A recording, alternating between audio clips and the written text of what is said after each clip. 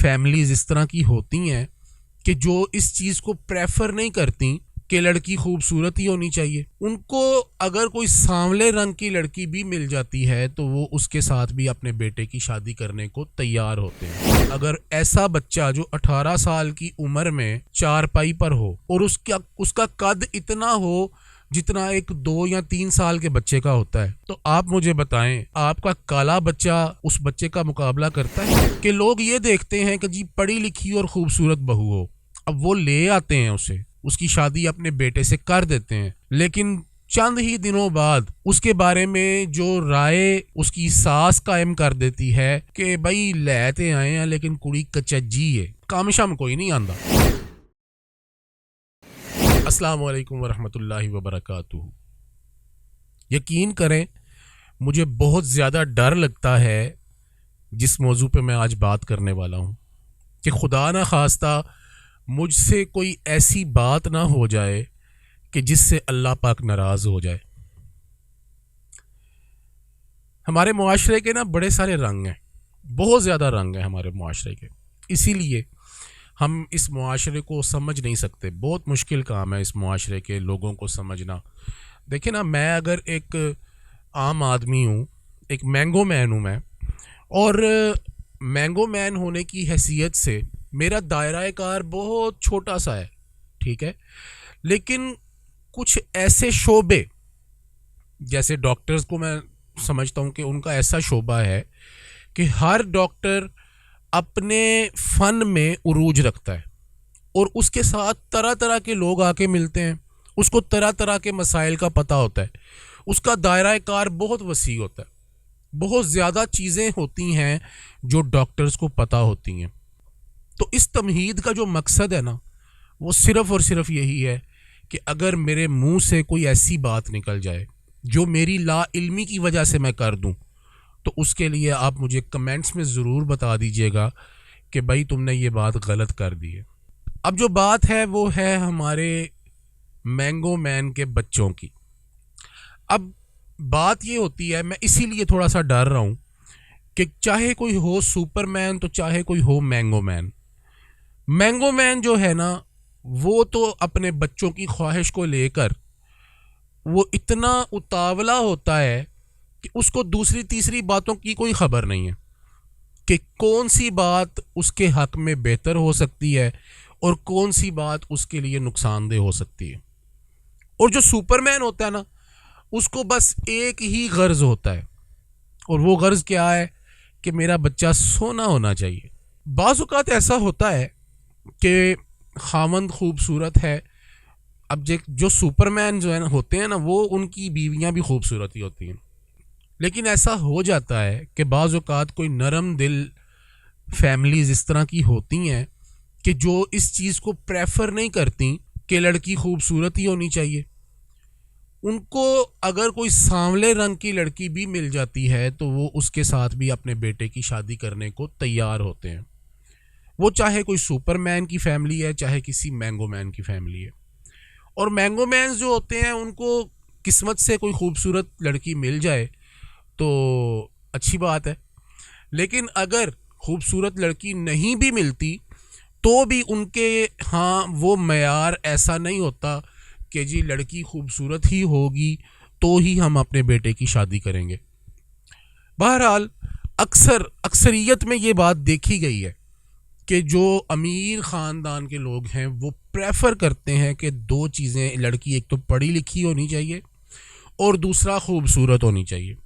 اور یقین کر رہے ہیں خوبصورتی کے چکر میں نا بہت زیادہ نقصان ہو رہا ہے کہ صرف اور صرف خوبصورتی دیکھی جاتی ہے، یہ دیکھا ہی نہیں جاتا کہ اس معاشرے میں بسنے والی وہ جو بچی ہے جس کے ساتھ اپنے بیٹے کی شادی کر رہے ہیں، وہ اتنی قابل بھی ہے، اس لیول پر ہے، اس کی تھنکنگ، اس کی سوچ اس لیول پر ہے کہ وہ ایک بچے کی اچھی ماں بن سکتی ہے، کسی بچے کی پرورش کرنے کے لیے، اس کو زندگی میں کچھ بنانے کے لیے وہ اپنا کردار ادا کر سکتی ہے. ان باتوں کو نہیں سوچا جاتا، صرف اور صرف خوبصورت بہو ہونی چاہیے. اور یہاں پر ایک چھوٹا سا مسئلہ اور بھی ہے میں ویسے بات کسی اور موضوع پہ کرنا چاہ رہا تھا، لیکن اب یہ مسئلہ آ گیا تو میں آپ کو عرض کر دیتا ہوں کہ لوگ یہ دیکھتے ہیں کہ جی پڑھی لکھی اور خوبصورت بہو ہو، اب وہ لے آتے ہیں اسے، اس کی شادی اپنے بیٹے سے کر دیتے ہیں، لیکن چند ہی دنوں بعد اس کے بارے میں جو رائے اس کی ساس قائم کر دیتی ہے کہ بھائی لیتے آئے ہیں لیکن کڑی کچجی ہے، کام شام کوئی نہیں آندا۔ تو یہ جو باتیں ہیں، میں لمبی نہیں کھینچنا نہیں چاہ رہا، لیکن یہ جو باتیں ہیں یہ بہت زیادہ ضروری ہیں کہ آپ کو اگر کوئی معیار دیکھنا ہے نا تو یہ بھی دیکھیں کہ اس لڑکی کو جس سے آپ اپنے بچے کی شادی کر رہے ہیں اس کو کچھ آتا جاتا بھی ہے کہ نہیں۔ یہ ساری چیزیں ضروری ہیں، اگرچہ کہ معاشرے میں نے بتایا بہت سارے رنگ ہیں، اور ان رنگوں میں بہت ساری چیزیں ہیں کہ جو لوگ نہیں دیکھتے، جو لوگ نہیں کرتے، جو کرنا نہیں چاہتے، جس پر نظر رکھنا نہیں چاہتے، بس اپنی مرضی کے مطابق، اپنی منشا کے مطابق لوگ جو ہے نا وہ سارے معاملات کرتے رہتے ہیں۔ بہرحال میرا یہ موضوع نہیں تھا، اب میں آتا ہوں اپنے موضوع کی طرف جس سے میں بہت زیادہ ڈرتا ہوں۔ چاہے کوئی خوبصورت باپ ہے، چاہے کوئی خوبصورت ماں ہے، لیکن مرضی تو اللہ کی چلے گی نا۔ اب اگر وہ جو بچہ جو دنیا میں آیا ہے وہ کالا پیدا ہو جائے یا سفید پیدا ہو جائے، اس بارے میں تو کوئی کچھ نہیں کہہ سکتا۔ تو یہ ایک حقیقت ہے جس سے کوئی انکار نہیں کر سکتا۔ چاہے جائے کہ ہم اس مصیبت میں سے نکلیں کہ لوگ چاہتے ہیں کہ جی ہمارے گھر بیٹی پیدا نہ ہو، ہمارے گھر بیٹا پیدا ہو، کہ یہ جو بچہ پیدا ہوا ہے اس کا باپ تو چٹا گورا ہے، تو یہ اپنی ماں پر چلا گیا کالا کلوٹا۔ خدا کا خوف کیا کریں اس بات کو کرتے ہوئے کہ جس مالک نے اس بچے کو تخلیق کر کے دنیا میں بھیجا ہے، کیا وہ مالک اس بات پہ قادر نہیں تھا کہ وہ اس کو چٹا پیدا کر دیتا؟ اگر اس نے کالا عطا کیا ہے تو اس پہ شکر کریں یار۔ میں آپ کو جو آگے باتیں بتانے والا ہوں واللہ وہ باتیں دل کو چیر دینے والی۔ میرے اپنے جاننے والے، میرے اپنے عزیز و اقربا میں سے ایسے لوگ، میرے اپنے دوستوں میں سے ایسے لوگ ہیں کہ جن کے معاملات میں دیکھتا ہوں تو دل خون کے آنسو روتا ہے۔ ایک ہمارے جاننے والے ہیں فیصل آباد کے، مجھے جو علم میں بات ہے میں آپ کے سامنے وہی رکھوں گا۔ ان کا ایک بیٹا تھا 18 سال کا، جب میں نے اس کو دیکھا تھا اس وقت وہ 18 سال کا تھا، اور اب تو وہ سنا ہے کہ وہ دنیا میں نہیں رہا، فوت ہو چکا ہے۔ لیکن اس بچے کو جو 18 سال کا تھا، اگر ایسا بچہ جو 18 سال کی عمر میں چارپائی پر ہو اور اس کا قد اتنا ہو جتنا ایک 2 یا 3 سال کے بچے کا ہوتا ہے، تو آپ مجھے بتائیں کہ آپ کا کالا بچہ اس بچے کا مقابلہ کرتا ہے؟ آپ کو اس بات پہ شکر ادا نہیں کرنا چاہیے کہ وہ جو کالا بچہ اللہ پاک نے آپ کو عطا کر دیا ہے، کیا وہ بچہ اس بچے کے مقابلے میں آپ رکھ سکتے ہیں کہ جس نے 18 سال کی زندگی صرف چارپائی پہ گزاری ہے، اور اس کو اس کی ماں کے لیے کتنی اذیت ہے یہ؟ لیکن ماں تو ماں ہی ہے نا، ماں کے لیے تو پتر کالا ہو چٹا ہو اس کے لیے تو وہ پتر ہی ہے، اس کا بچہ ہے، اس کا بیٹا ہے، اس نے اپنے پیٹ میں 9 ماہ تک اس کو رکھا ہوتا ہے، اس کے لیے تو کوئی مسئلہ نہیں ہے۔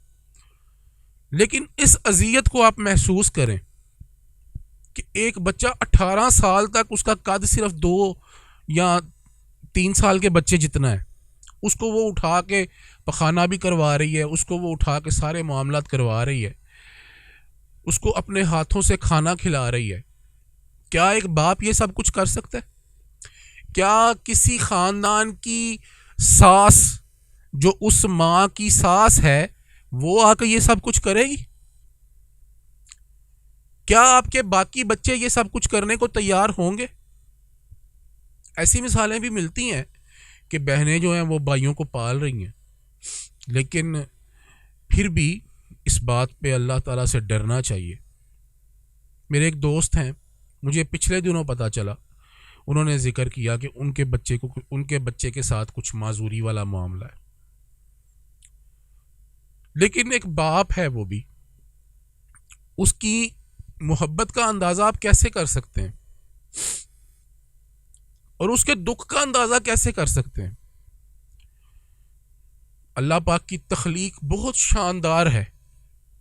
اس نے جانور کا بھی بچہ پیدا کیا ہو نا تو اس کے ساتھ بھی ہر انسان کو لگاؤ ہوتا ہے, اس کے ساتھ ہر انسان محبت کرتا ہے. ایک گدھے کا بچہ, ایک کتے کا بچہ, ایک بلی کا بچہ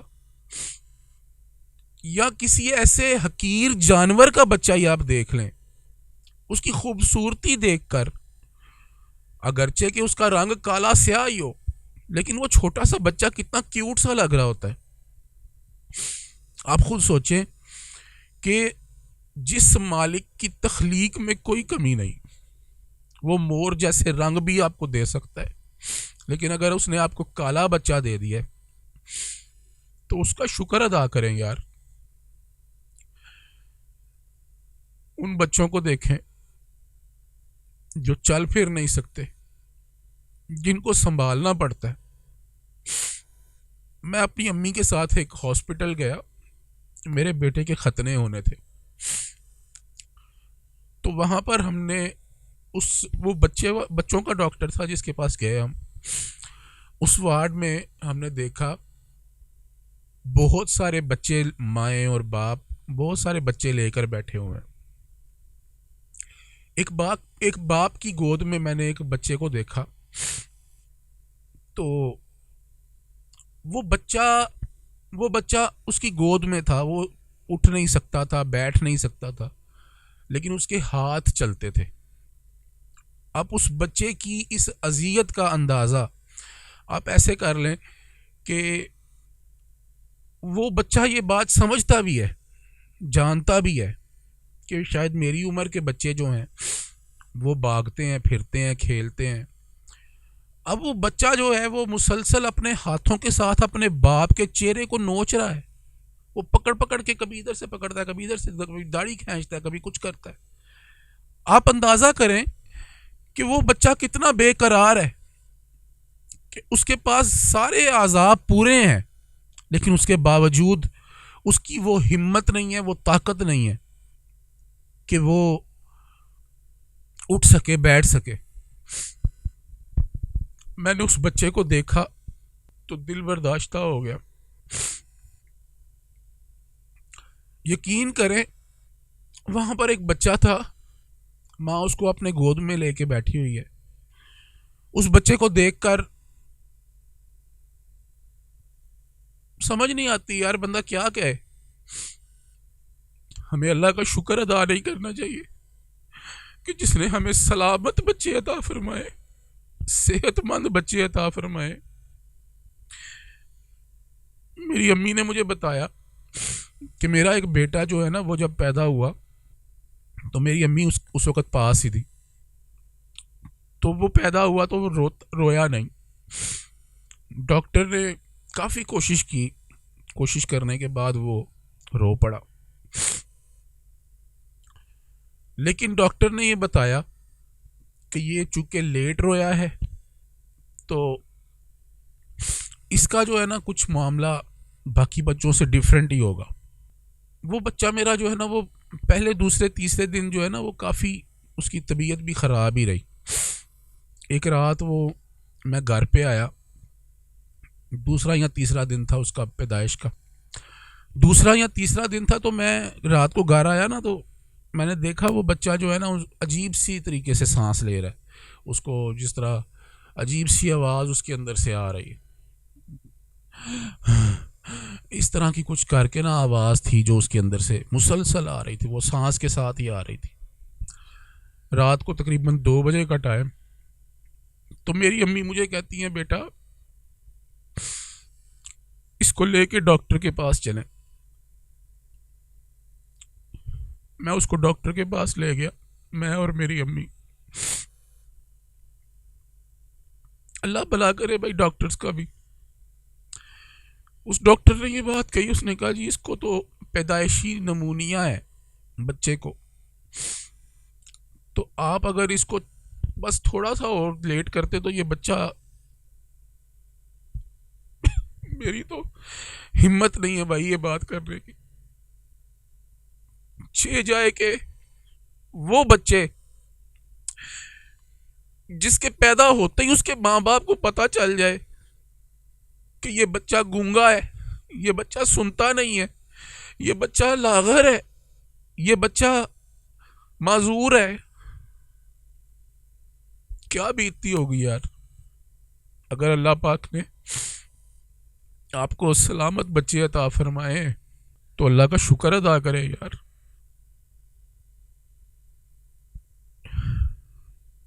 اللہ پاک ہم سب کے بچوں کو اپنے حفظ و امان میں رکھے. یقین کریں اس ماں سے آپ پوچھ لیں, میں بہت ساری باتیں کرنا چاہ رہا ہوں لیکن اب میری ہمت نہیں ہے. السلام علیکم ورحمۃ اللہ.